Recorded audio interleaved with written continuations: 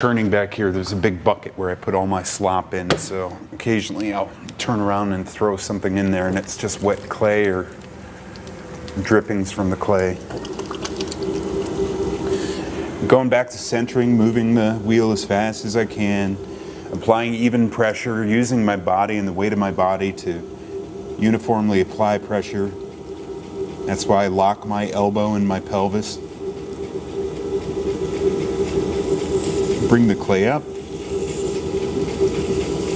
down, occasionally squeeze the sponge to make sure the clay is wet and lubricated. I want a nice slip to sort of cover the entire surface so my hands don't stick to it. And this clay is sort of gritty. It has a lot of pre-fired particles. They're like little bits of sand, and you work with it long enough, it's like sandpaper, it eats away your skin.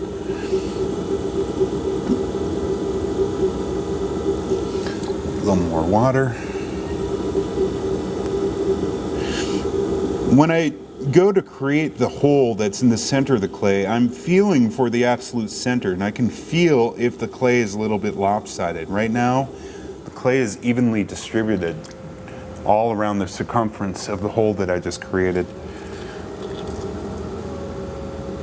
Now we're throwing up, vomiting.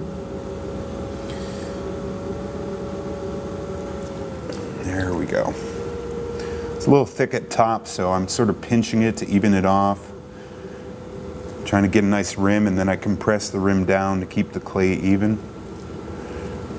I'm going to do this one pretty quick. I'm going to create like a little small pot that I might do a primitive raku fire with. And I like these funny little squat shapes. I have a whole bunch of them up in my apartment that I'd done last year.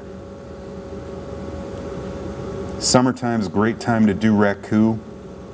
Raku is a primitive fire, originally Japanese. I think it's from the 14th century. The reason why it's called raku is that was actually the family name, I believe. I don't always know everything. So, put a little finishing touch.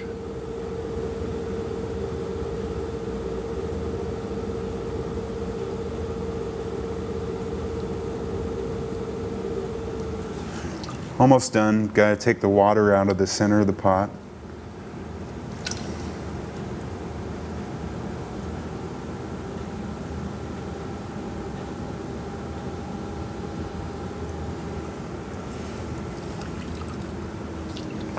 One more wipe the inside of the pot.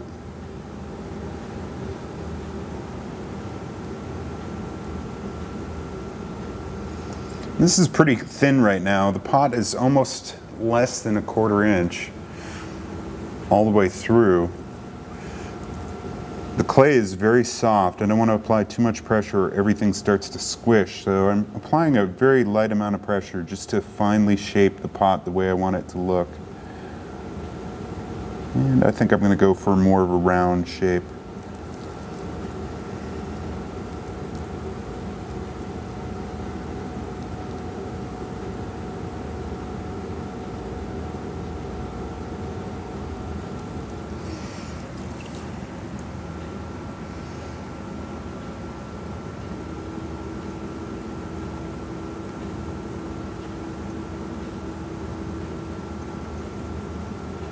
I might have made it too thin.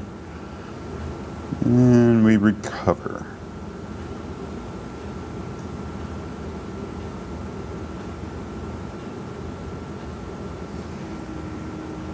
Make a nice smooth lip. Now a pot like this still needs to be trimmed. I need to trim a foot on it, but I won't be able to do that for maybe about 12 hours or so. I'm gonna set the pot out. Later on this evening, I come back and check on it. I might even keep it covered for the night and do the trimming tomorrow.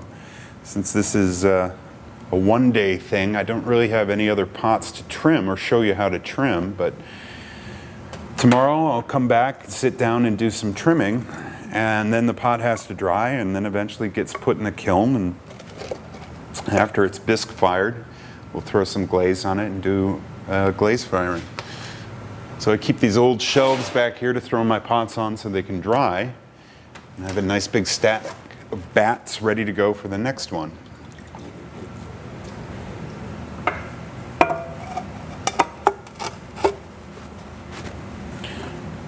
All right.